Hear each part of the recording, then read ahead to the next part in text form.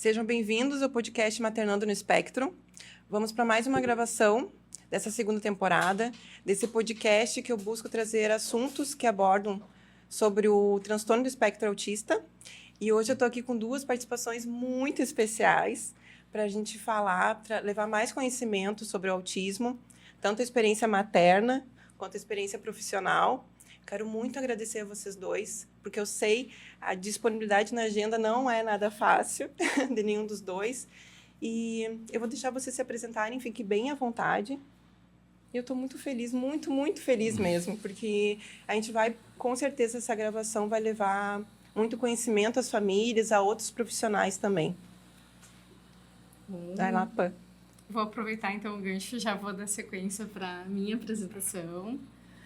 Muito boa noite, o horário que o pessoal estiver escutando, né, na realidade.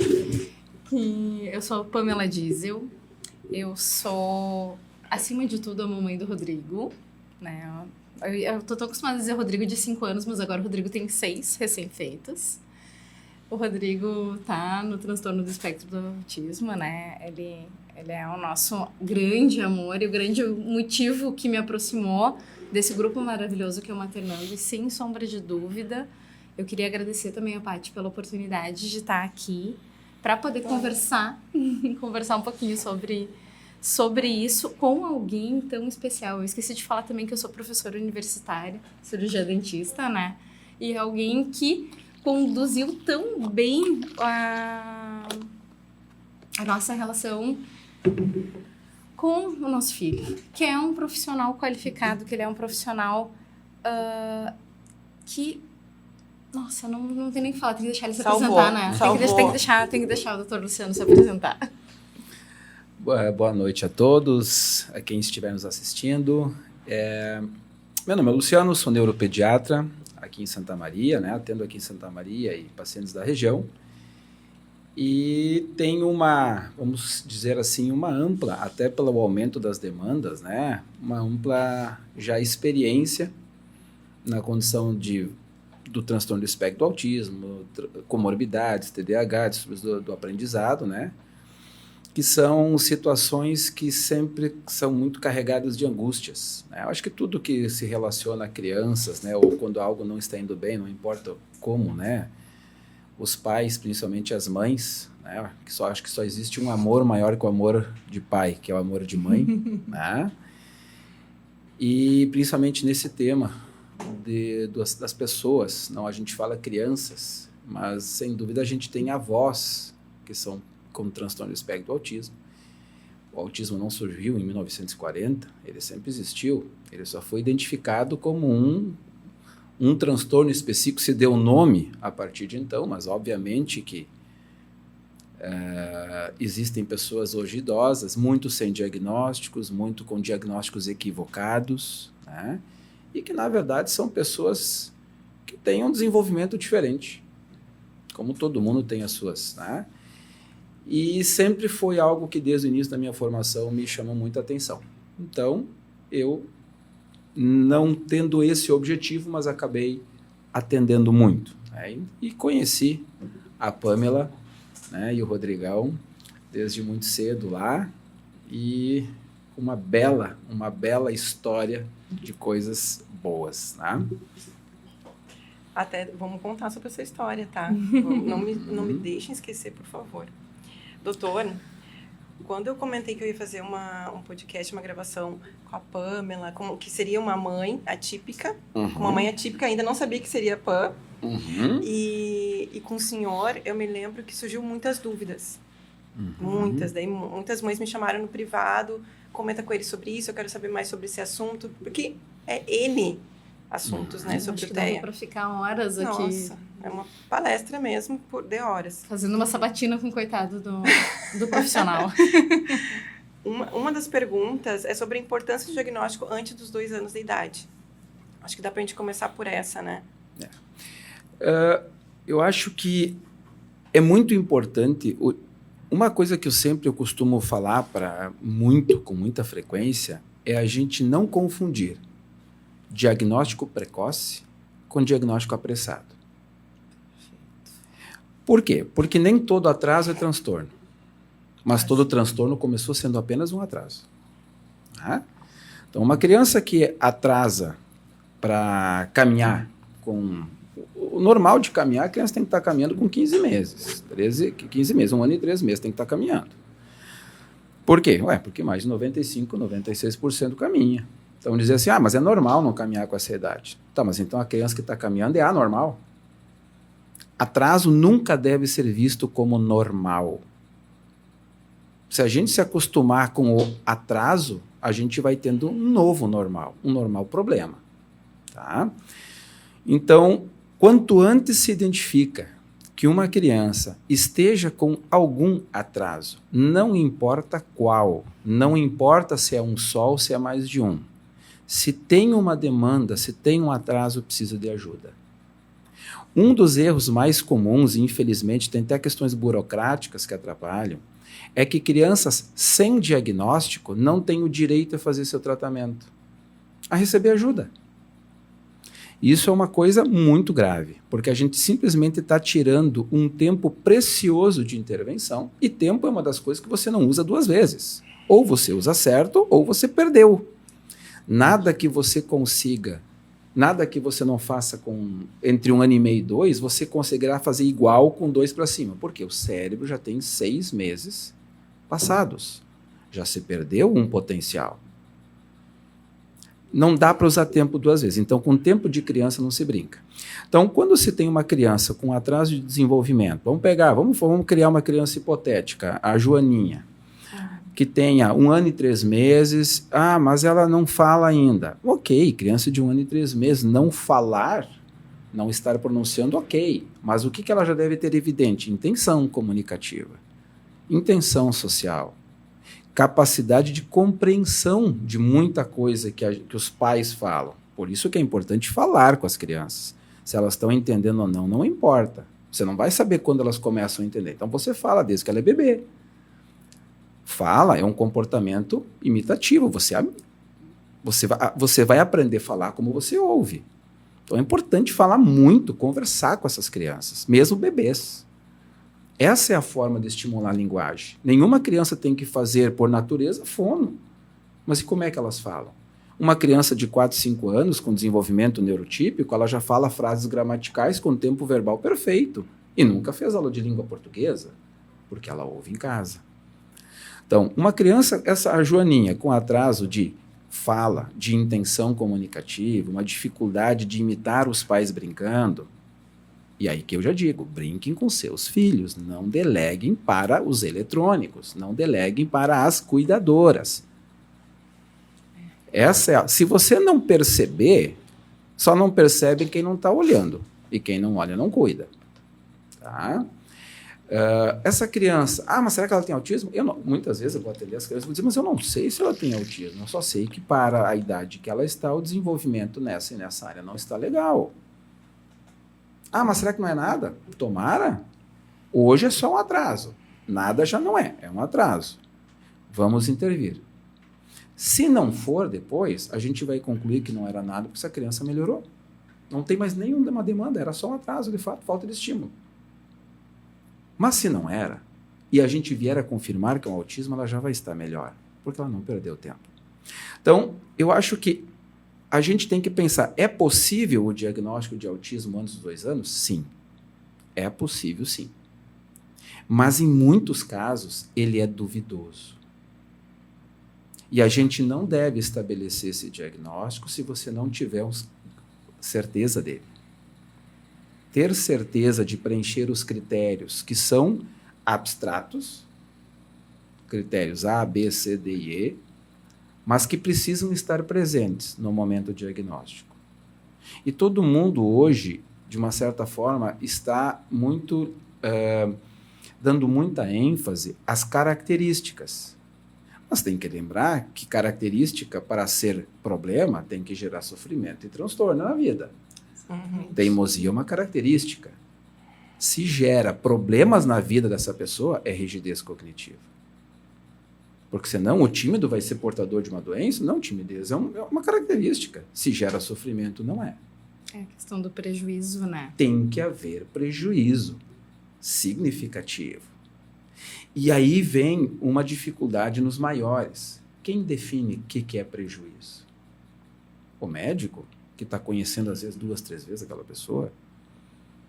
Você definindo prejuízo para você, que é para você, que não seria para mais ninguém? E hoje, infelizmente, na vida adulta, muitos forçam características. Também o autismo hoje virou moda, no sentido de virou um produto. Comércio. Um produto que vende. Né? Então, eu sou neuroatípico, eu tenho TDAH, eu já saí do assunto, viu? Tá? Eu sou divergente, tá? Então, eu sempre digo assim, é possível o diagnóstico de autismo em bebês, em crianças menores de 2 anos? Sim, mas tem que ter prudência. A urgência não está em diagnosticar, a urgência está em ajudar.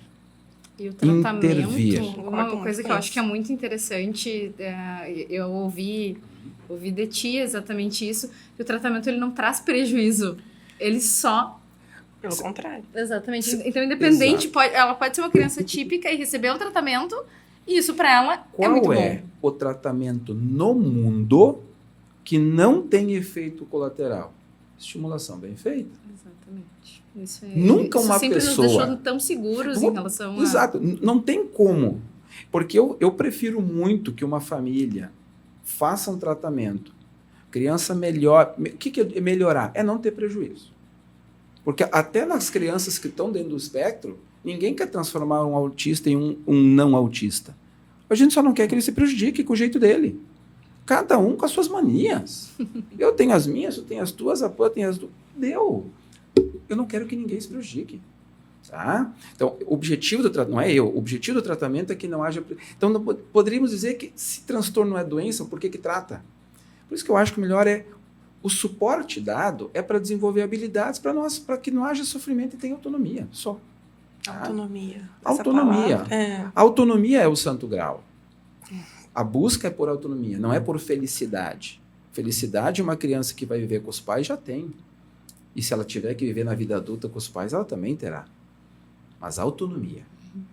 Esse é o objetivo. A máxima que cada um pode ter.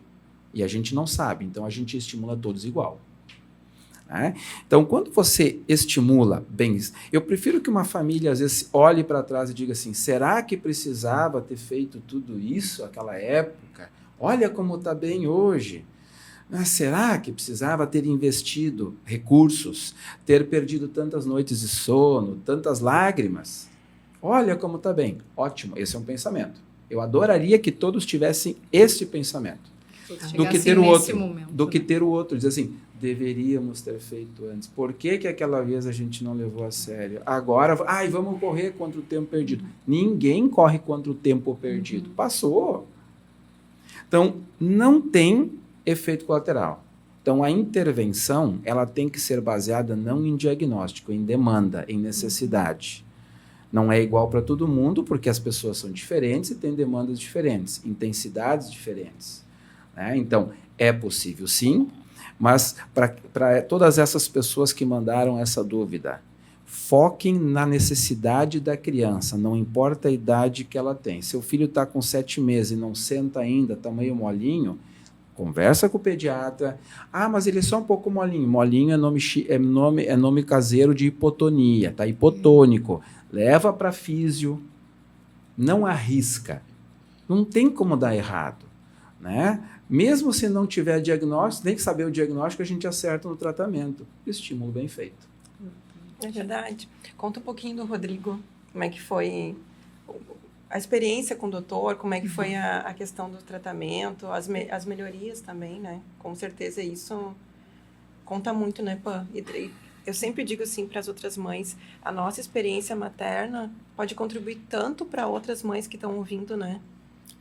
E sabe que nessas horas, toda vez que alguém me pergunta isso, conta um pouco do Rodrigo, passa um filme, né?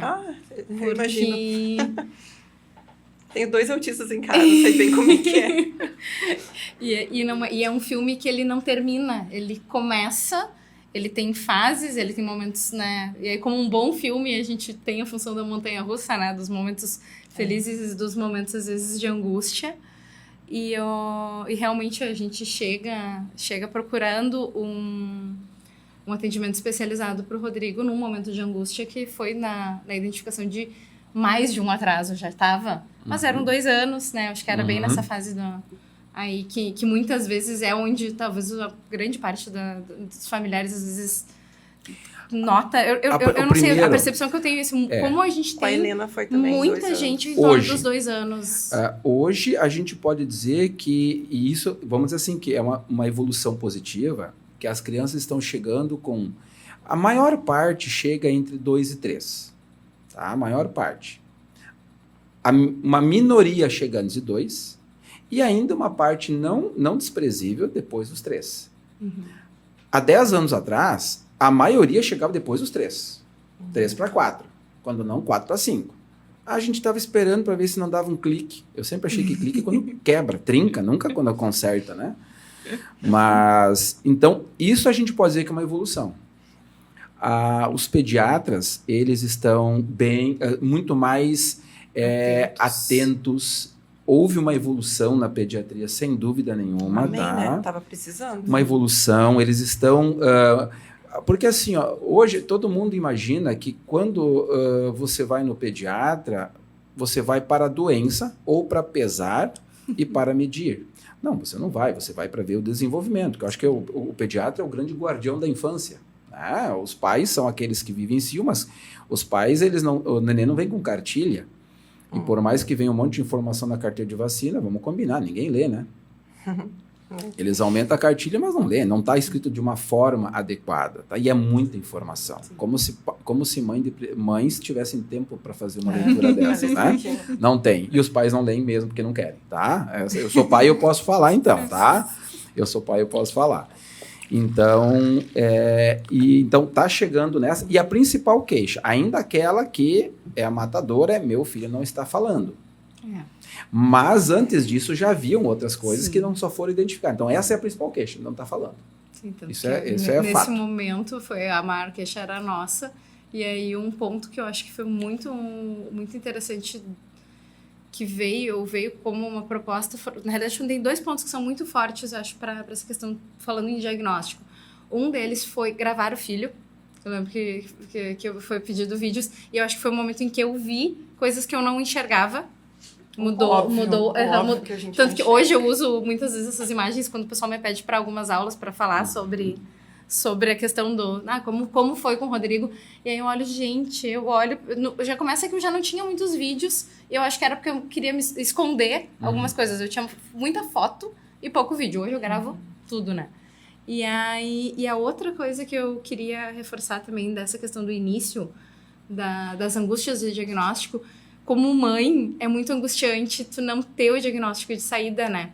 Mas como hoje, olhando para trás, a gente vê que aquele tempo de entrar com a questão da terapêutica e, ao mesmo tempo, não ter o diagnóstico foi muito positivo, porque isso permitiu que a gente buscasse conhecimento. Porque talvez, se algumas vezes o diagnóstico vem de soco, ele sempre dói, né? Sim. Independente se é a primeira, se é a segunda. Já ouvi de mães que sentiram um alívio, mas geralmente dói. Né? Em algum momento, né, o do Rodrigo veio um tempo depois também, o CID, propriamente dito, mas aquele período em que a gente estava correndo atrás e tentando melhorar, como hoje eu vejo como algo que gerou uma construção em mim como mãe, no meu marido como pai, na família que passou a desconstruir uma ideia que se tinha de autismo antigamente para um autismo que a gente vive hoje.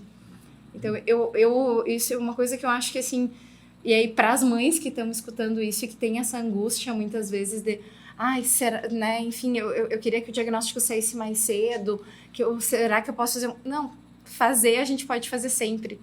E aí, esse tempo, eu e meu marido, a gente sempre fala isso, como foi algo que nos permitiu estudar, se qualificar. Obviamente, 2 professores loucos, né? Obviamente, a gente buscou bastante. Muita coisa.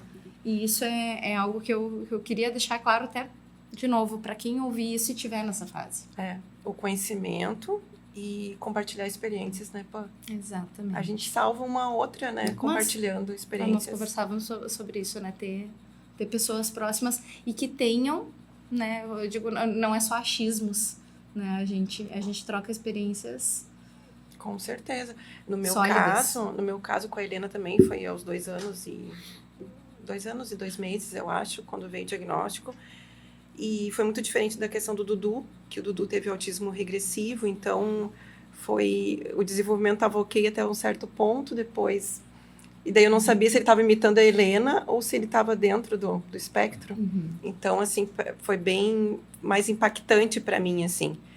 Então, quando tu começa a entender melhor certas questões do autismo, liberta a gente, né? Tipo, na verdade, tu tem um autismo na tua cabeça de alguns anos atrás, do que tu ouvia, do que tu via, que é totalmente, assim, tão ultrapassado, né? Exatamente. É tão ultrapassado, chega a ser até meio preconceituoso da nossa parte, o que era passado para nós, né? E por isso que eu sempre falo, gente, vamos nós, famílias, vamos começar por nós, por falar, nós, os pais, levar conhecimento para o restante da família, que nem vocês fizeram, sabe? Educar a família em relação ao autismo. Vamos falar sobre isso. Parece um tabu dentro da própria família. Não, colocar as cartas na mesa e dizer, gente, olha, hoje é assim. Né? E que bom que está mudando essa situação e a gente pode fazer a coisa ser diferente. E aí a gente foi para além, o maternando veio muito com isso, né? Daí além do teu vínculo familiar e tu querer levar tudo ultrapassar que tu viveu, a barreira, exatamente, né? Ultrapassar e trocar barreiras. essas experiências que a gente teve buscando. Cara, quanta gente legal já passou por aqui, né, Paty? Nossa! E quando o doutor falou dos pediatras, no meu caso, o pediatra não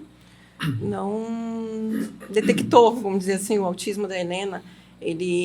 Eu saí até aliviada do consultório dele, porque ele disse que não era um atraso que poderia levar ela na psicóloga, tratar, porque tinha nascido Dudu, ela era o bebê da casa, então aquela coisa toda, né? Leva num psicólogo que vai dar tudo certo. E eu saí de lá até aliviada, ai, que bom, né? O pediatra acha que não. E a gente se engana, porque assim, no fundo tu sabe que tem algo. Mas tu quer ouvir que não é nada. E daí, graças a Deus que daí, mesmo assim, a gente vai atrás, né? Não, vamos marcar com outros profissional para... Por isso que eu falo muitas vezes assim, mas a madrinha, a Dinda, a avó, o próprio pediatra, assim, vamos supor assim, não, pediatra não, deixa eu corrigir, pessoas que não são da área. Porque pitaco todo mundo dá, né? Sim. Tá? Mas assim, quando alguém fala, vamos supor uma mãe compartilha com uma conhecida, com uma amiga, com uma vizinha, enfim, meu filho não está falando ou não está caminhando, coisa assim, estou preocupada. E a vizinha fala, não é nada, isso é só um atraso. Claro que essa pessoa que fala isso, ela não deseja o mal daquela criança. Com certeza. Não, ela não deseja o mal nunca. Mas esta opinião não fundamentada em conhecimento nenhum, porque sempre vem aquela, eu conheço alguém que tinha uma criança desde 4 anos e depois caminhou. Sempre tem essa pessoa. Sempre tem, né? Sempre tem. Deve ser a mesma que todo mundo cita. Pois, eu acho. Porque até a idade, né? 4 anos. Não. Assim. O pai falou com 17. Aquelas coisas, né? Então, assim, essa pessoa, ela não tem a intenção de fazer o mal, mas ela acaba desencorajando aquela mãe e fazendo a mãe ouvir algo que tenta acalentar o coração e ela não procura ajuda. Então, essa opinião, ela faz perder tempo. Exatamente, ela só vai empurrar e vai prorrogar, exato, postergar. Porque a mãe queria muito ouvir algo que a confortasse. Não é nada. Beleza, então não tem que fazer nada. E faz só perder o tempo. Vai passar uma semana, 2, ela vai estar ainda encucada com isso. Exato, até que alguém vai dizer assim, agora aconteceu. E aí, quando ela vai ver, e quem sabe, por exemplo, aí eu fui ver vídeos e, meu Deus, como é que eu não tinha visto isso? Então, eu escuto muito no consultório e muitas vezes acontece assim, quando existe uma criança, um filho dentro do espectro, e essa família tem um segundo filho que não está. Aí os pais dizem, como é diferente o desenvolvimento. Demais. Então, por que eles não viram no primeiro? Porque eles eram pais de primeira viagem. Eles não tinham condições de avaliar certas coisas, porque eles não sabiam nem o que é o normal, nunca vivenciaram o normal. Sim. Quando eles vivenciam um desenvolvimento típico, eles identificam já nos primeiros meses coisas atípicas. Sim. Né? E isso é muito importante, porque se você conhece o típico, você reconhece o atípico. Por isso que famílias não têm que entender de desenvolvimento anormal, tem que entender de desenvolvimento normal. Tudo que fugir daquilo está anormal. Né? Então, acho que isso é o melhor. Tem até um material que chama-se Aprenda os Sinais, Haja Cedo. É um material internacional que a Sociedade Brasileira de Neuropediatria fez uma tradução adequada, onde para cada faixa etária, 3 meses, 2 meses, 4 meses, 6 meses, 9 meses, 1 ano, 1 ano e meio, 2, 3, 4, 5, existe assim, o que seu filho deve fazer na parte da comunicação, na parte motora e na parte de cognitivo. Se ele faz isso, ok. Caso o seu filho não faça isso, conversa com o pediatra. Então, ali fala, por que esse material é bom? Porque ele não fala de transtorno, ele fala de desenvolvimento típico. Se você notar que não está fazendo isso, conversa. É no mínimo um atraso. Atraso bem trabalhado, desface. Sim. Transtorno identificado cedo, sempre tem evolução melhor. Não tem como errar. Esse é um material, eu algumas vezes já postei até no meu antigo Instagram, quando eu tinha, que eu mudei, quer dizer, eu tinha 2, agora só tenho 1. Já falei em alguns eventos que no passado eu fazia, olha, tá aqui, é PDF, é grátis, é só baixar. É uma coisa tão fácil e ele está construído de uma maneira tão fácil de ler e dizer assim, enquanto isso, faça isso com seu filho em casa. Já vai estimulando, porque não existe. E eu sempre provo matematicamente que os maiores terapeutas de uma criança são os pais. Sempre os pais. Por quê? Porque é os que têm mais horas. Quem mais horas tem é o maior terapeuta. Não adianta. Matemática, eu muitas vezes pego a folhinha e eu provo matematicamente, tirando horas de sono numa semana, quem tem mais poder sobre uma criança. Por isso que qualquer tratamento que não envolva a família diretamente não funciona. Não funciona. Terapia não termina no fim da terapia. É verdade. Doutor, a gente vai precisar falar sobre um assunto que a gente estava comentando aqui nos bastidores, que é a questão das telas, que assim... Eu gostei muito, muito de uma postagem, de um vídeo, na verdade, de um outro podcast que o senhor participou, que está no seu Instagram. Se eu não me engano, tá, né? Tá, Salvoscast. E eu gostei muito da sua fala, assim, porque fala em relação às telas e fala de uma maneira muito objetiva, assim. E eu vou falar da minha experiência materna, que a gente precisou agir de maneira meio ríspida, vamos dizer assim, em relação ao Dudu, que tem 4 aninhos. Aí a gente arrancou o suporte da televisão da parede, porque, assim, ele tava... A mudança no comportamento dele era como se fosse assim, levava para as terapias, mas não estava fluindo. Então, ele se acordava de manhã, pegava o controle na mão e me entregava. E estava assim... E sem a gente se dando conta, não estava evoluindo. Essa que é a questão. E quando a gente tirou as telas, eu senti uma dor no meu coração, por causa dos outros, né? O Davi e a Helena, né? Que em relação a desenhos e tudo mais. Só que eu me surpreendi muito com uma coisa, que eu sempre comento com as outras mães. Foi melhor do que eu imaginava que ia ser. E o tempo de abstinência, vamos dizer assim, do Dudu, me surpreendeu também, porque eu achei que ia... Foi menor. Então, assim, e a evolução dele, apesar de ele ser não verbal ainda, mas assim, ele tá mais tranquilo. Tem as crises de vez em quando, em relação à frustração e tudo mais. Mas assim, eu vejo meu filho hoje deitado no tapete, sentado no sofá, pega uma revistinha, um livrinho, ele fica olhando, folhando. A tranquilidade e a paz dentro de casa, né? É tipo assim, hoje eu tenho paz dentro de casa, em relação às telas.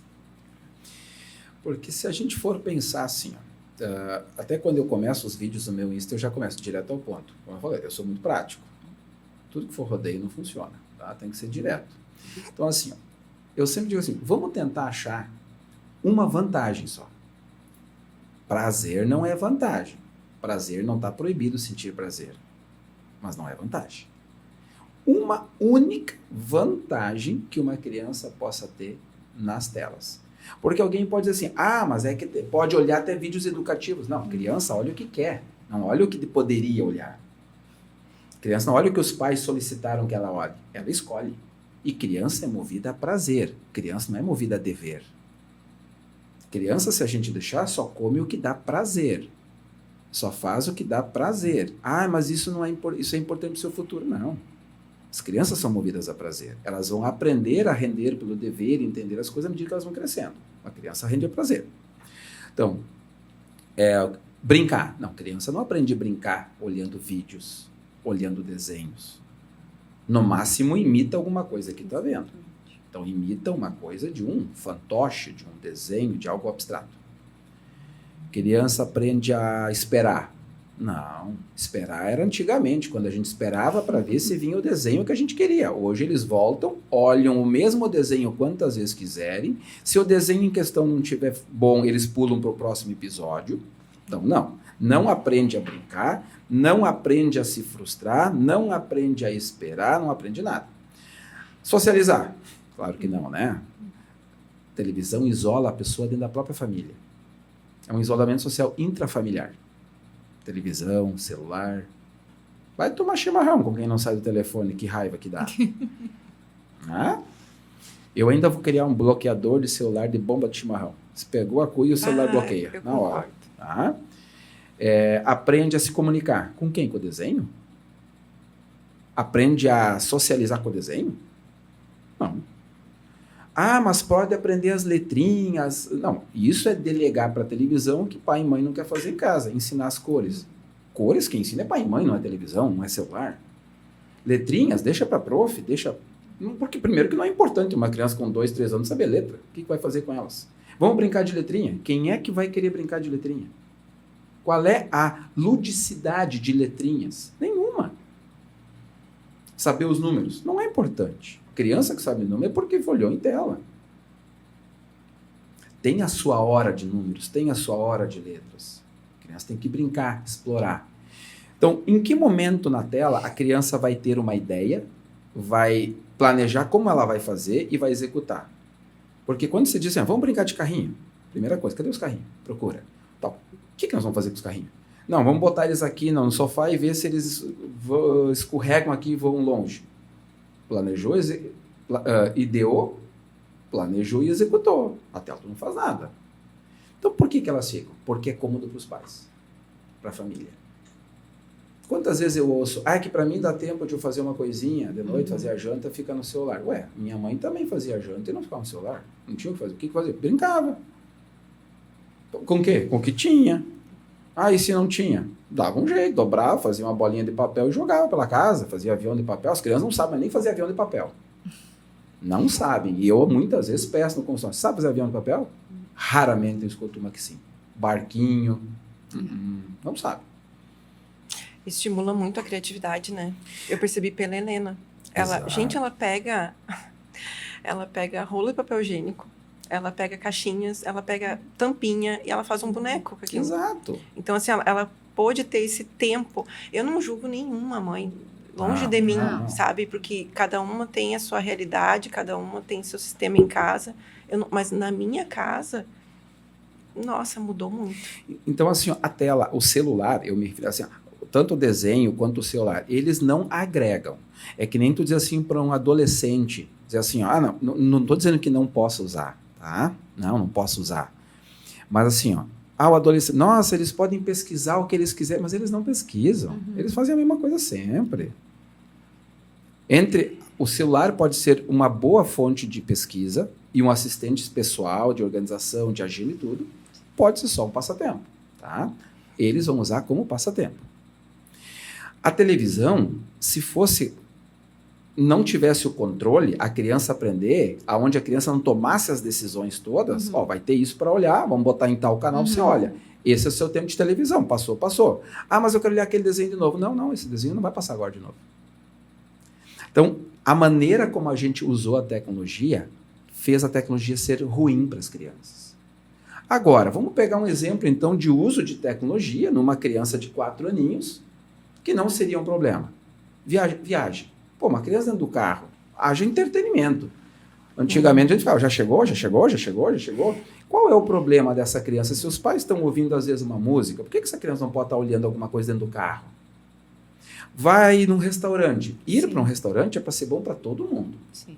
Não é para ser bom para um ou outro. Enquanto chega, porque criança come tudo a mesma coisa em restaurante, por isso que cardápio Kids é igual em todos. Criança não vai no restaurante, vou hoje comer um risoto. Não, eles vão comer o quê? Porçãozinha de arroz, pode escolher o bifezinho de frango tal, batata frita e um feijãozinho às vezes. Tem que chegar rápido isso aí. Então tá tudo meio pré-pronto lá no fundo, tá? Tá, e quando a criança já comeu? Os pais nem chegou o pedido, vão começar. Sair para correr entre as mesas não é recomendado em restaurante. Você tem espaço Kids lá, mas elas não gostam do espaço Kids, logo em jogo. Na mesa, o que eles vão fazer? Vão para casa? Deu? Vamos embora? Eu quero ir embora, eu quero brincar. Algumas até gostam de pintar o que o pessoal leva, as famílias levam, algumas coisas, mas logo acaba. E aí? Nesta hora, fora de casa, estamos fora de casa, o pai e a mãe querem ter um momento também, e é saudável que tenha esse momento. Precisa também. Nós vamos comer alguma coisa, vamos tomar um guaraná. Olhar um desenho ali na mesa, não tem problema nenhum. Se essa criança depois, ao chegar em casa, nos momentos que ela tem a possibilidade de fazer outras coisas, ela não fica no desenho. Então, o celular não é ruim.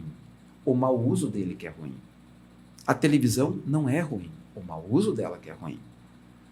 Usar telas à noite, é psicoestimulante, claro que vai atrapalhar o sono. Ah, mas é que o fulano relaxa olhando desenho. Ninguém relaxa olhando desenho. Ah, mas ele adormece. Não, ele desmaia. A pessoa que diz que adormece... se enganar, né? A pessoa que adormece na televisão, tanto que a TV fica ligada. Então ela não dormiu, ela desmaiou. Ela entrou em exaustão. Quem está ganhando com isso? Ninguém. Ai, meu marido acho que vai ouvir, né? Então, assim, ninguém. É um auto-engano. Tá? Então, assim, não. Ah, mas o fulano gosta. Gente, não é porque o fulano gosta que ele pode. Ele é uma criança movida a prazer. E nós, pais, maternando e paternando, nós temos que orientar, proteger e financiar nossos filhos. E, às vezes, proteger deles mesmos. Tá? É essa a necessidade. Tá? Então, as telas, eu vou querer. As telas, elas mal usadas são um problemaço. Elas bem usadas é a tecnologia que veio nos trazer vantagens. Tá? Eu não acho ruim, não. Eu gosto de tecnologia. Só tem que saber usar a ferramenta. Tá? E, na verdade, para qualquer criança, né? Mas para criança autista... Não, é difícil. O limite é muito difícil, né? Isso. O limite, eu acho que é... Porque o Rodrigo tem acesso, né? tem um acesso considerável por esses funciona. Momentos, né? Exatamente por esses momentos. Mas ele sabe. Se eu disser, olha, a mamãe agora quer o celular. Ele vai olhar pra mim com cara feia, mas ele vai me entregar. Porque ele sabe que senão ele não vai ter o segundo... Não vai voltar pra ele num outro momento. Com a Helena funciona. Com o Dudu não funcionava. Então, se ele ainda não consegue ter, então não está na hora de ter. Porque assim, ó, se encerrar uma coisa sempre é motivo de um grande problema, não está na hora ainda. Vamos trabalhar mais. Vamos ampliar o repertório de coisas boas e aí definir quando vai usar. Né? Porque uma hora vai. O mundo só se tornará mais digital. Ele não vai evoluir nesse quesito. Então a gente tem que aprender a usar as ferramentas para não só falar mal delas. E o que acontecia muito com a Helena, ela se acordar de madrugada e ficar repetindo a fala da Marcha, Muita ecolalia dos tardia. personagens. Gente, era assim, ó, eu Igual dizia, a meu Marcha, que é Deus. E daí eu ficava pensando, gente do céu, imagina a cabecinha dela tá assim, né? A mil, O ali. Rodrigo, na hora da regulação dele, quando ele fica às vezes caminhando de um lado pro outro, ele repete muitas frases, às vezes, de desenhos e... E o quanto isso E aí prejudica o sono. Não, e eu só fui me dar por conta disso quando a psicopedagoga uma vez me falou, ela, tu viu como o Rodrigo tem uma ecolalia tardia por causa... não, peraí, corta, tira, diminui. E sono, uma pessoa consegue ficar uma semana sem comer, mas não consegue ficar uma semana sem dormir. Sono regula o humor, cognição, liberação hormonal, estresse, Pra todo mundo. concentração. Não dormir, não tem como você esperar render, não tem como esperar uma criança se desenvolver se ela não tiver um bom sono. Então, o sono sempre é uma prioridade. Tem que dormir adequadamente. Não importa se é naturalmente, com chá, sem chá, com alguma coisa. Tem que dormir, porque não espere que alguém renda em terapias, renda na escola, você não dorme bem. Se é por um motivo, um resfriado, se é por cura-se logo, se é uma rinite alérgica, vai no otorrino, vai no pediatra, compensa. Eu tenho adenoides, não sei o que, trata. O fulano ronca, perde peso, para de fumar, adultos, tem que dormir bem. Tudo começa por ali. Eu vejo muito pela questão da irritabilidade também. A falta de sono, né? O que a gente diz um nenê, às vezes, que tá limpinho, amamentado, trocadinho, cheirosinho, insuportável? Tá caindo de sono. Tá aí o resultado. Irritabilidade. A gente fica intolerante, a gente fica mais explosivo. As crianças também. Né? E Só essa que elas não questão, sabem disfarçar. o Rodrigo tem problemas para dormir? Não tenho do que me queixar. Eu também não tenho do que me queixar lá em casa. Meus filhos não tomam medicação para dormir ou por outro motivo. Mas eu sei, pelo que eu ouço de outras mães, que o sono é um grande problema. E que muitas crianças só conseguem dormir com a medicação.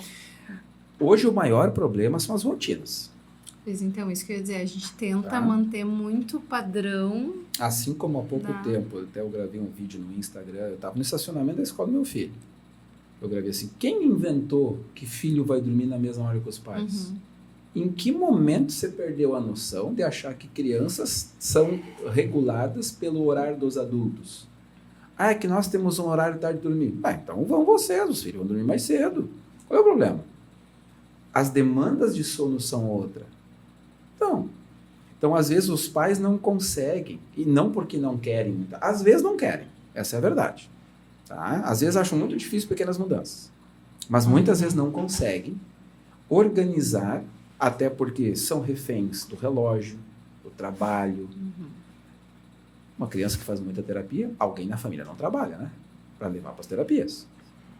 Mas os boletos, as contas continuam chegando. Então, sobra a noite, inclusive, para trabalhar alguma coisa ainda. Tá? Trabalham pelo celular. E essas crianças, às vezes, ficam sem uma rotina organizada. E quando eu falo rotina organizada, não é engessada. Mas otimizar o tempo. As crianças têm que ter um padrão de quando vão tomar banho, qual é a hora de fazer as coisas escolares, qual é a hora de preparação para ir dormir, a luminosidade da casa, televisão no volume, reduz o brilho da TV quando tem televisão, né? Ninguém vai mais brincar de pega-pega dentro de casa às 9h30 da noite. Mas daí tem criança que vai dormir 11h30, meia-noite, porque a família dorme tarde. Isto já começa errado. Então tem muita criança que toma medicação com o objetivo de dormir melhor porque os pais não conseguem mudar rotinas. Tá? Geralmente então, é dependendo, não precisaria nem da medicação. Não. Se tivesse a questão da rotina. Rotina. O poder da rotina, então. O poder da rotina, o poder da organização do tempo, o poder de organizar as coisas em casa. É difícil, claro, não é fácil, não, de maneira nenhuma. Eu vou dizer assim, não é fácil numa família que tem alguém neurodivergente e também nas outras. Tá? Não é fácil, mas é fundamental. Porque essa, novamente, é uma conduta que não tem efeito colateral. Fármacos, por mais inofensivos que possam ser, têm potenciais colaterais, efeitos colaterais. Nenhum fármaco é inofensivo. Tá? Nem os que a gente dá para bebezinho, para febre, tem potencial de efeito colateral. Só que como é dado para bebê, ninguém olha a bula. Não, e ontem eu comentei com duas profissionais que estavam aqui na gravação, porque agora vem o período de férias, né? De julho. 2 semanas, né? Acho que a maioria 2 semanas, né? E para voltar à rotina depois, né? Porque pode ir para casa dos avós, pode ir para, enfim, outros lugares, ou pode ficar em casa mesmo, só que a rotina dá uma, né, esculhambada. Claro. E como para a criança autista, eu vejo pelos 3 que eu tenho lá em casa. O Davi não tem diagnóstico, mas ele é incrível como eles gostam da rotina. Para eles é uma coisa... Sim. Mas para a criança autista, para a Helena, eu vejo que é fundamental para ela, sabe? A questão da rotina de dormir cedo, dormir mais ou menos no mesmo horário, a questão de almoçar no mesmo horário, porque senão parece que ela se desorganiza muito. Mas nós, imagina 15 dias. Adultos, né, conscientes, para nós é difícil às vezes estar acostumado a fazer sempre a coisa da mesma maneira. E aconteceu um imprevisto, a gente é dono disso, já nos quebra, imagina. Exato. Mas como é difícil agora nas férias, né, doutor? Porque assim, Ó, final de ano é um Dezembro, período que fevereiro, geralmente, muitas crianças pioram o comportamento. Acredito. Primeiro, porque vamos pegar uma criança que vai 20 horas por semana na escola, um turno, são 20 horas por semana a mais em casa. Para fazer o quê? Ah, mas pode brincar do que quiser, tem tanto brinquedo. Mas tá ociosa, não sabe nem escolher os brinquedos. Exatamente. Não sabe brincar. Ou mexe em tudo, mas não faz nada. Ociosidade gera ansiedade, que gera irritabilidade.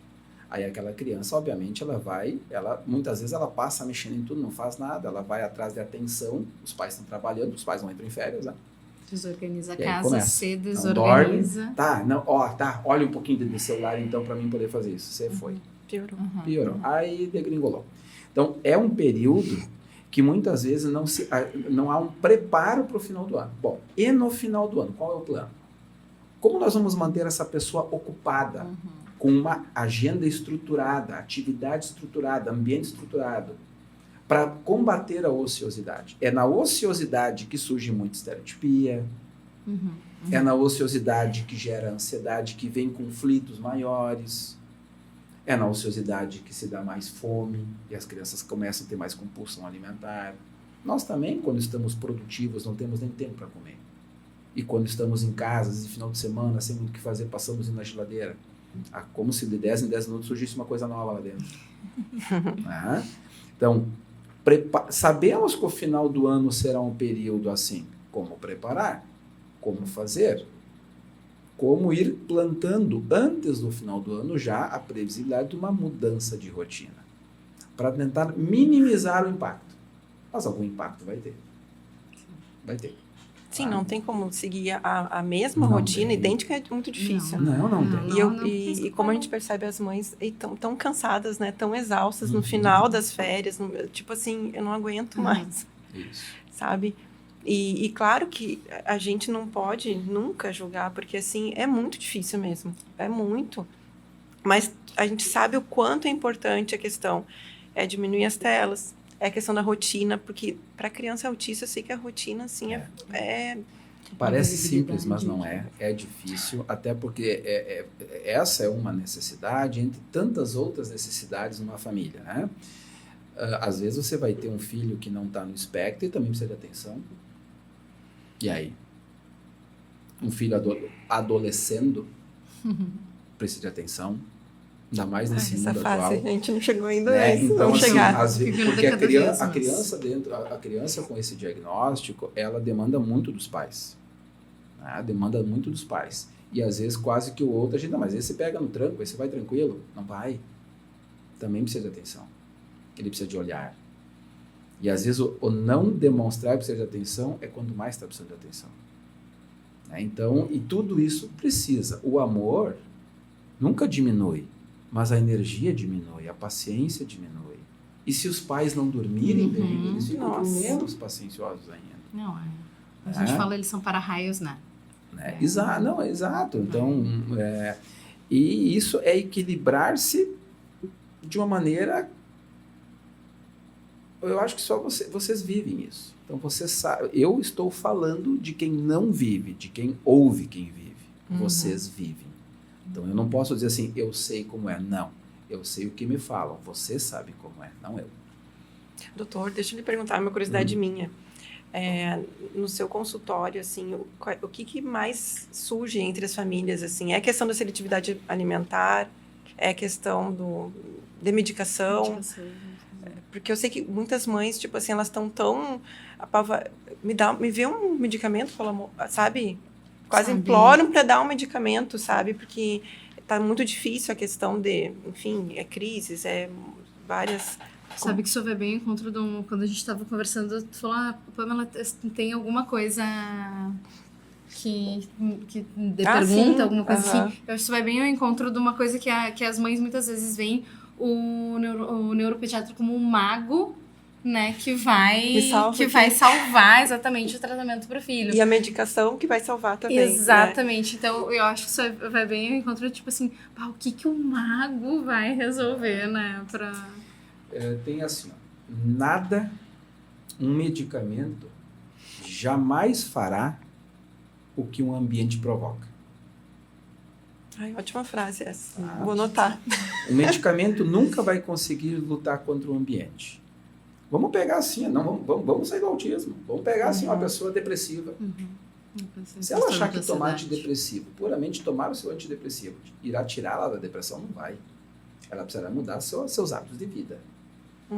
O antidepressivo pode ser uma força, ajudar a estabilizar algumas questões emocionais, mas se ela não mudar rotinas de vida, praticar atividade física, gente, é como assim, para uma criança, comer, dormir e brincar, treinar, para um adulto é comer, dormir e treinar. Trabalhar é coisa, mas tem que fazer, não tem opção. Atividade física bem feita, bem orientada, faz a pessoa nem começar. A pessoa pode sofrer de transtorno de ansiedade e conseguir tratar, às vezes, sem medicamento. Deixar de sofrer. Todo mundo sente ansiedade. Transtorno de ansiedade é o que gera sofrimento. Tá? Porque senão diz, fulano oscilou o humor, tem bipolaridade. Não, todo mundo oscila o humor, porque é uma pessoa. Todo mundo tem momentos depressivos, não é por isso que tem transtorno depressivo. Tem que ter cuidado com isso. Tá?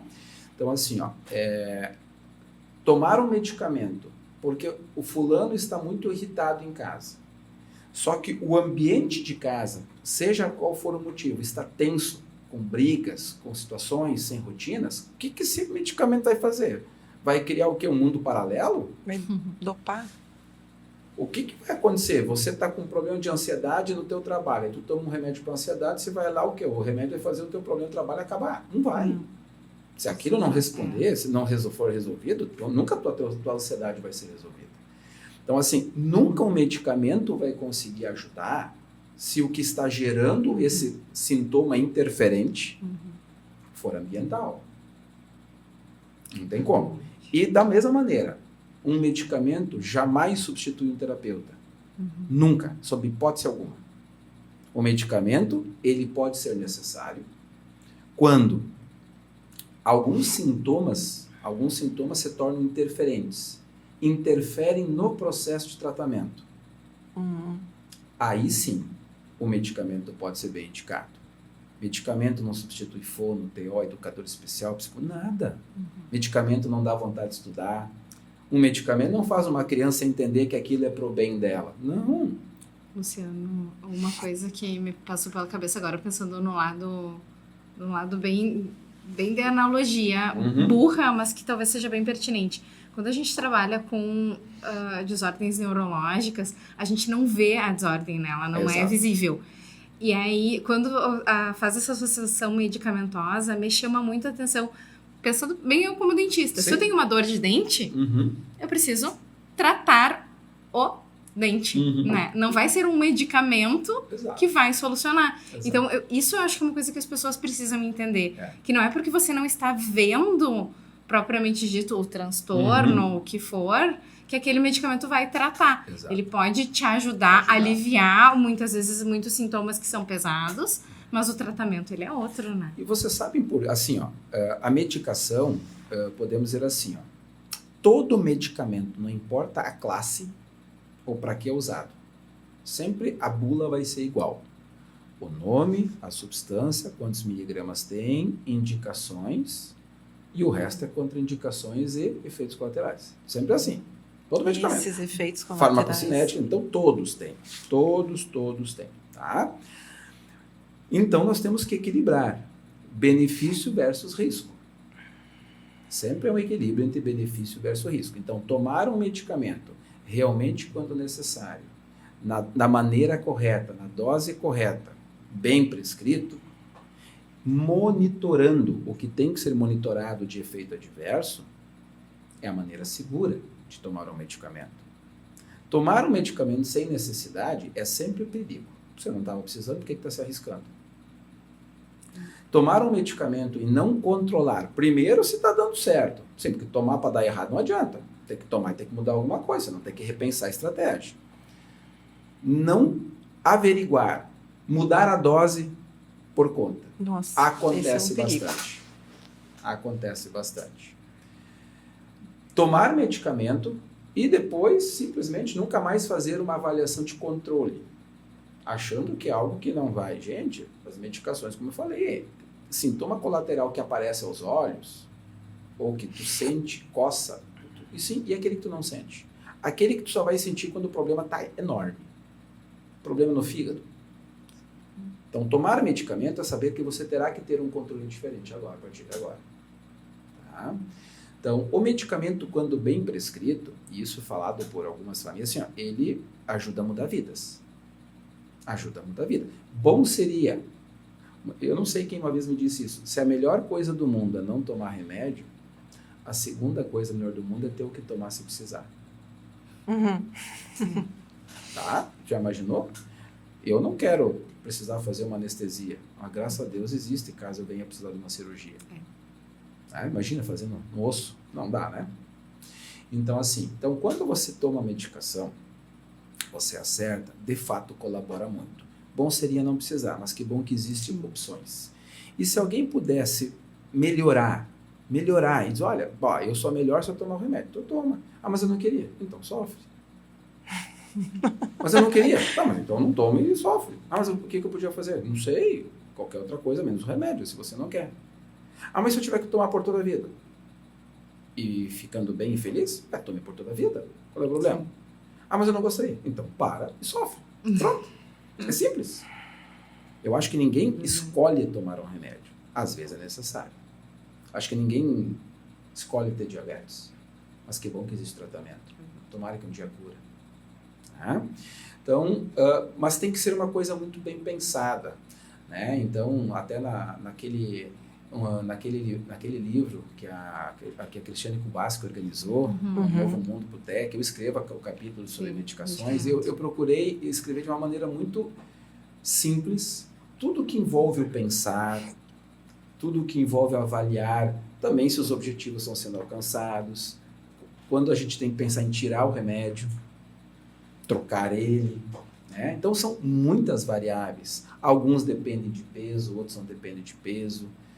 Então, tem muita medicação, tem muita substância que é dita como salvadora, e não é nada salvadora. Então, tem muita informação inadequada. Informação é fácil, saber filtrar ela que é o difícil. Tanto que eu digo muitos para as famílias que eu acompanho assim, me usa de filtro. Eu li uma coisa interessante, copio o endereço, mando no meu WhatsApp, doutor, tem fundamento isso aí? Eu filtro para ti, vou dizer, tem fundamento, pode continuar lendo, é isso mesmo. Tá? Assim como agora, um pouco tempo atrás, um casal me mandou, leram na internet que pesquisadores tinham conseguido tirar o cromossomo extra da síndrome de Down, trissomia do 21, conseguiram anular um cromossomo. Desses 3 cromossomos 21, anular um. Poderia ser a cura. E na verdade é verdade. Com o método de edição eles conseguiram, de fato, meio que desligar em modelos animais, um dos cromossomos extras. E naquela pesquisa eles perceberam que os ratinhos tinham um desempenho cognitivo melhor, sobrevida maior. Vocês já imaginaram, vamos pegando essa condição, a síndrome de Down, que é uma condição. Qual é o fator mais limitador dessa condição? A deficiência cognitiva. E se a gente conseguisse anular ela? Que a pessoa continuasse tendo as características físicas assim de Down. Todas as outras. Sim. Menos deficiência cognitiva. Poderia dizer assim, risco de cardiopatia, risco de várias coisas. Mas sem deficiência cognitiva.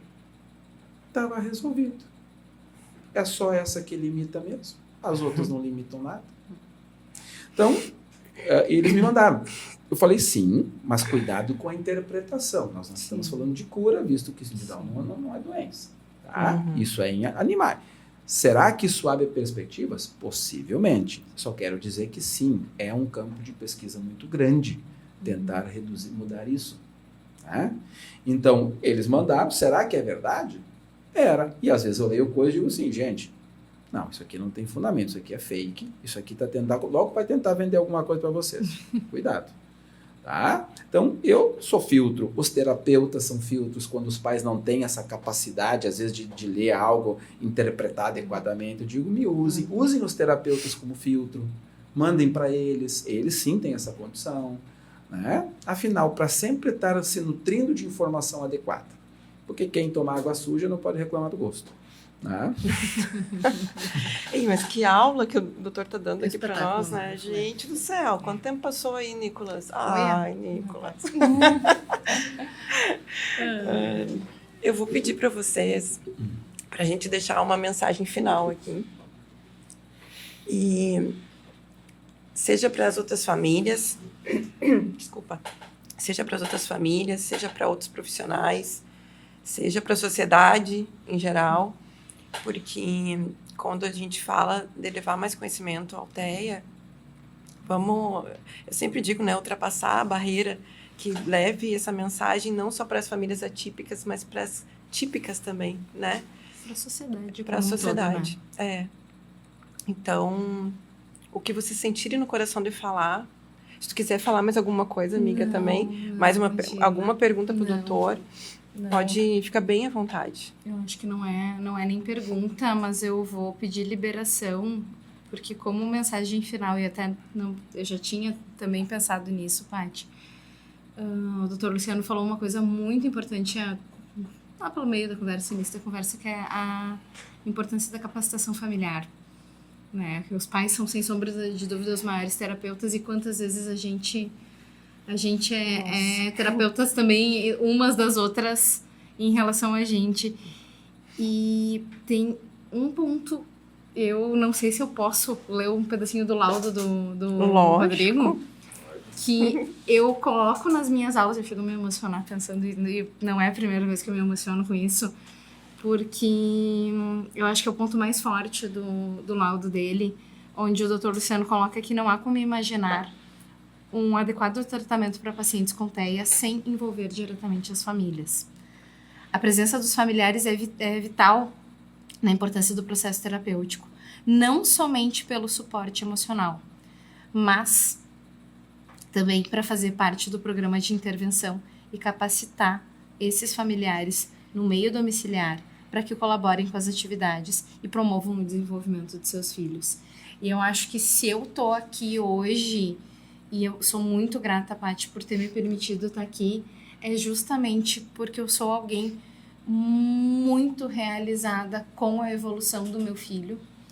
Eu sei o quanto que ele é o ponto-chave do tratamento, mas a gente sempre deu importância para todo mundo que tá ligado nisso, e a gente sempre quis se conectar com todo mundo, quis se conectar com o médico que dá o suporte, no nosso caso o Dr. Luciano, quis se conectar com os terapeutas todas que já passaram, e quantas vezes a gente troca, meu Deus do céu, Nossa. quantas vezes a gente troca, mas todas as terapeutas e terapeutas homens também, enfim, quem já, exatamente, né? todo mundo, a gente tem muito aquela função de querer fazer o meio de campo e trazer o que eles têm de conhecimento para o nosso dia a dia, professores, amigos, meu Deus do céu, assim, mas filtrando sempre o que a gente tem de melhor. Então eu acho que eu sempre brinco, eu acho que por mais que dentro do laudo tenha várias outras coisas, Rodrigo precisa fazer X horas disso, daquilo, eu tento não fugir dessa essência. E nesse ponto eu sou muito grata por poder estar aqui, até para agradecer o Dr. Luciano por isso também. É isso. Queridona, nossa Masterchef do grupo. Não, o Dr. Luciano cozinha melhor. Tentão. Ninguém mandou falar agora. Já vamos fazer uma janta com quentão e tudo. Obrigada, Paty. Eu que agradeço, Panzinha. Que bom que estava aqui comigo e com o doutor junto. A gente imagina que, de tanto que é falado, a gente imagina no Instagram, tanto que as pessoas, que a sociedade conheça o TEA.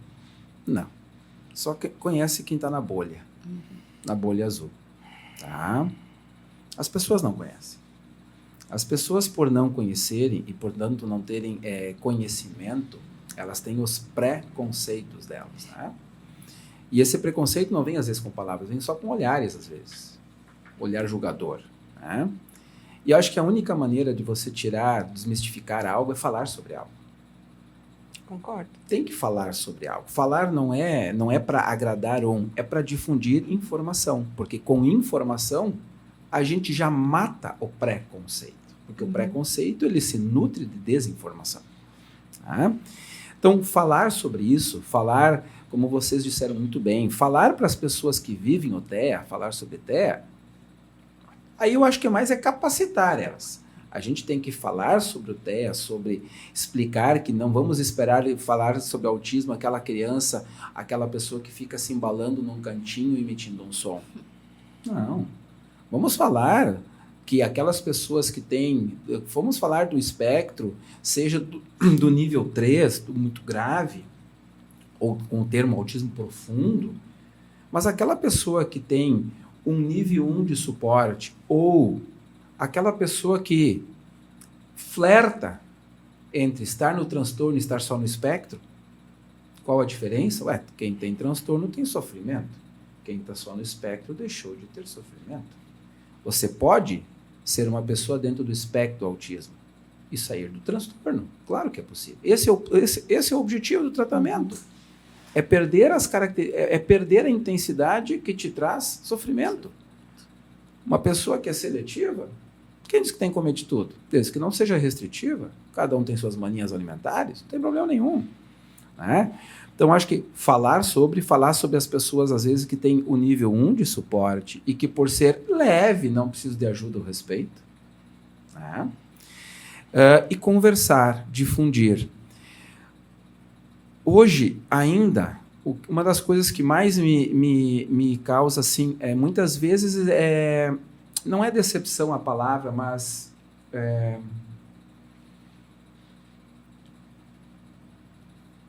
É quando eu sempre sei, e quando eu digo eu vou me colocar como, assim, nesse momento, representante dos meus colegas.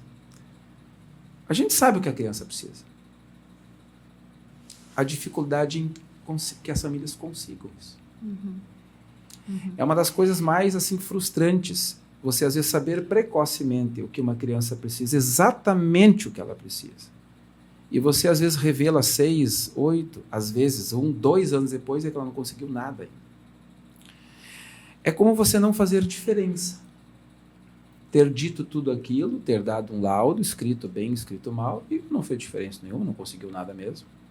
Então, essa é uma das partes mais complicadas. É você não conseguir que aquela criança receba. Independente se os pais... Como eu digo assim, se você não concorda com o diagnóstico ou não, se você tem dúvida, se você vai levar num colega para uma segunda, terceira, quinta opinião, beleza. Mas enquanto espera tudo isso, faz a terapia que eu pedi. Não perde o tempo. Quer ir consultar em São Paulo, quer ir consultar em Porto Alegre, quer consultar aqui, tá, mas só tem consulta daqui a 9 meses com fulano? Beleza, tranquilo, posso até te indicar bons nomes, bem de boa. Mas enquanto isso, faz o que eu te pedi. Não perde tempo. Se ele mudar um pouquinho, show, mas você não perdeu tempo. Você já fez um monte. Então, eu acho que a mensagem que eu gostaria é, primeiro, temos que falar sim.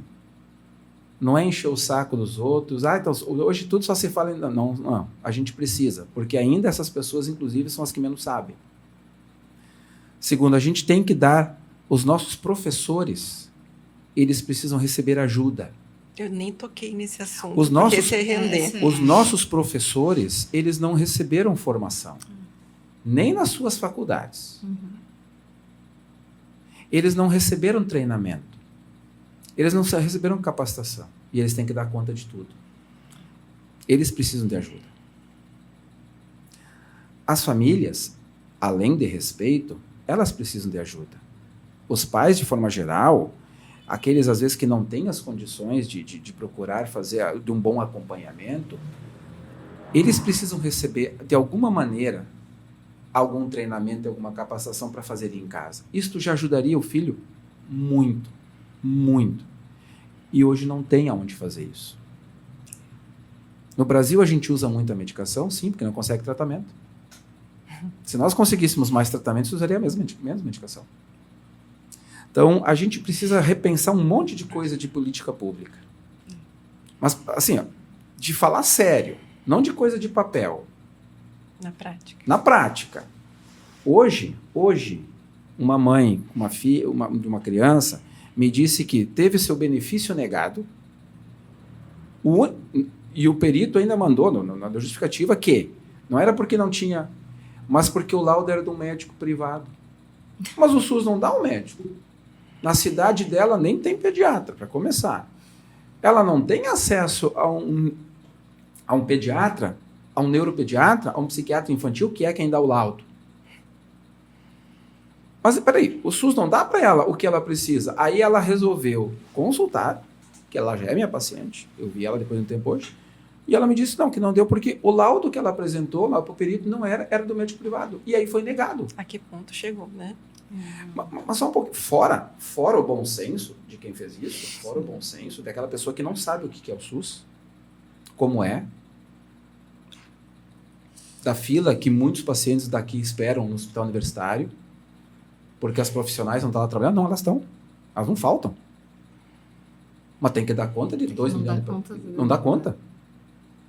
Né? Então, a gente tem que repensar um monte de coisa.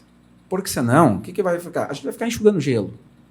A gente vai estar fazendo diagnóstico cada vez mais precoce. E os tratamentos continuarão sendo cada vez mais tardios. Antes, a criança não fazia tratamento porque não tinha diagnóstico. Agora tem diagnóstico, só que não ganha o tratamento. Tá? Então, tem que ser muita coisa repensada. Muita coisa. Senão, as angústias, as agonias, porque essas crianças vão crescer. Essas crianças vão ter 18, 20 anos. Elas vão ter 30 anos. E aí? E aí? E os pais não são eternos. E aí? É outra pauta. Então, a única maneira desse futuro ser diferente é agora. Mas entre o mundo ideal e o real... Um mundo ideal é uma coisa, a gente vive no real. Como a gente faz o real ser menos problemático? Exatamente. Porque ideal ele nunca vai ser. Isso é uma coisa nunca vai forte. ser. E hoje, nós não temos como querer que a inclusão, não a que existe, que essa, eu vou dar um spoiler, não funciona. Tá, não foi spoiler. Mas repensar isso, para daí, de fato, isso poder ajudar. Ninguém não quer ajudar, mas tem muitas pessoas que não sabem como ajudar. Não receberam treinamento, capacitação. E só com informação e educação. Não tem outra saída. Eu concordo. E às vezes não é ir para o embate. Não. É para levar a No informação o embate mesmo. são todas pessoas bem intencionadas que estão brigando entre si, porque ninguém está apontando um caminho. Uhum. E eu não sei o caminho certo. Eu sou mais um que está no meio da fumaceira. Tá? Mas tem que se pensar. Como vai ser no Brasil? Não, vamos primeiro pensar em Santa Maria. Quem sabe uma ideia boa daqui pode respingar para o Rio Grande do Sul, e do Rio Grande do Sul para o Brasil. Sim. Não adianta isso, entendeu? E dá, só tem que plantar semente. Todo projeto começa só com uma ideia, uma sementinha, projeto piloto, tenta num lugar, vai indo. Vai conhecer onde é que já melhorou, aprende lá, não faz os mesmos erros de quem já fez, mas a gente parece que não vê isso acontecer. Né? E aí acaba a gente vendo crianças crescendo e sabendo assim, nossa, como tinha potencial, né? Pena que não ganhou a chance. Nossa, vocês falaram tão lindamente que eu não, assim, eu não tenho uma mensagem final. Eu sempre tenho uma mensagem final, mas vocês foram tão perfeitos, assim, que eu encerro com vocês, assim, lindamente, sinceramente, porque é tanta coisa que a gente tem para falar. Até teve coisas aqui que eu anotei que não deu para a gente conversar, porque rende muito a questão do autismo, ainda mais tendo um profissional da área há tantos anos, né? Então, o que eu tenho a dizer é, eu sou muito grata mesmo, sabe? Por conhecer cada vez mais famílias, mais profissionais, e não só são profissionais da área escolar mesmo. E como eu quero, sabe, que a gente leve mais conhecimento para as escolas também. E por mais que às vezes a gente receba porta fechada, tipo assim, aqui é o nosso sistema, sabe? E eu quero continuar levando, mas não com embate. Eu quero levar informação e através da minha experiência materna, através de uma experiência profissional, porque isso pode ser luz para outros profissionais também, sabe? Olha, eu já estou deixando a mensagem final. Mas muito obrigada, quero muito agradecer mesmo, tá? Não canso de agradecer por isso. E com certeza essa gravação vai ajudar muita gente. Não tenho dúvidas. Obrigada, tá, doutora? Isso. Dá a mão aí. Tá bom. Obrigada, Obrigada. Nicolas.